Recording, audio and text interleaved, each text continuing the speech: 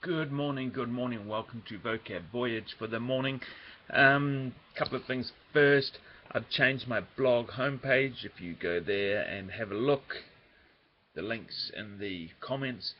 I've got a link to my Facebook page. I've got a link to the Vocab Voyage website, which is all in Japanese, so you can read all about what we do. So that's that. Second, I know my production value of these videos isn't that good. It will get better. I'll go down to big camera and try and find some better speakers and a better camera. To the business Hong Kong, we haven't talked about Hong Kong for a while. It's been 3 months since the barricades came down and everyone went back home to their studies and their work, or did they? They're coming back out again. It's Chinese New Year at the moment. A lot of anti-feeling towards China against Hong Kong people. Recently, at a shopping plaza called Newtown Plaza, which is very close to the border. Maybe it's next to that terrible Lohu checkpoint, which I used to hate going through. I used to live in China for a year and a half. A lot of young Hong Kongese have made a point of going there to harass the Chinese shoppers.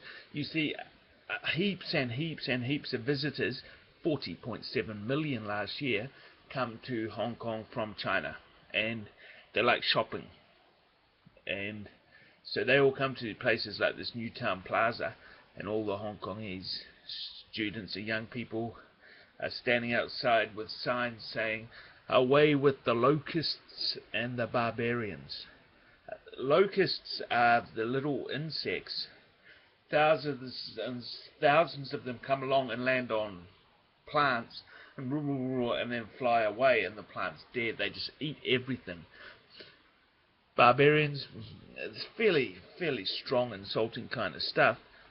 So shops were closed, the pepper spray came out, and it all turned to custard fairly quickly.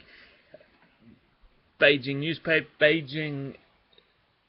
newspaper, a newspaper aligned to Beijing, Wen Wei Po, they are talking about the Hong Kong radicals waving a British flag and inciting the foul culture of Hong Kong independence, and so it's getting pretty nasty. Someone else on their blog wrote, "We should name Victoria Harbour Mao Zedong Harbour." That's one thing I never understand about Mao Zedong. I read his book. He was a horrible man. He did awful things. Awful things. Next story.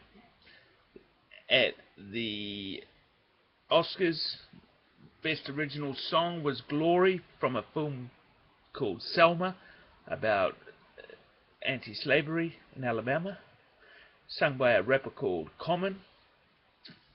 In his acceptance speech, he compared the south side of Chicago. I'm not sure what's happening there. France and their fight for freedom of expression. That will be talking about the Charlie Hebdo, where they can't say what they want, and Hong Kong protesting for democracy. So the Hong Kong people's cause has been championed at the Oscars. A little side note at the bottom, Kenny G. You have to be as old as I am to know who Kenny G is. He plays the saxophone a lot in China on tours. When he was in Hong Kong, he flashed a peace sign to the Hong Kong protesters.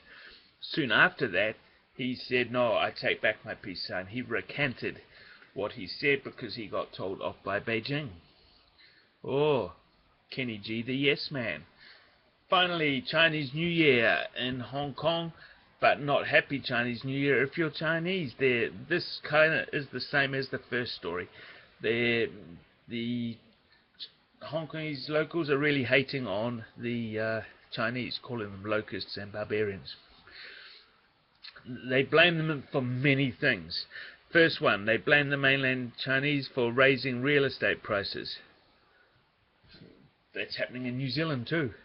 They blame the Chinese nationals for coming down and filling up the birthing wards in the hospitals. They blame them for buying all the baby formula, hence the locusts we talked about before. And they blame them for letting their babies poo on the street. To be fair, when I was in China, more than once I did see babies pooing on the street. So that's at the shopping malls and in the public and in the hospitals. At the university, there's a lot of Chinese students at the university, again much like New Zealand. Recently there was a girl who ran for a student council position. She turned out to be Chinese, and everybody labelled her pro-Beijing. And a lot of nasty things were said. Finally, China is thinking about introducing national education in Hong Kong. That's educating all the young people about what a great place China is. That's it for today. Transcript up tomorrow. Thanks for coming. Check out my blog. Okay, bye.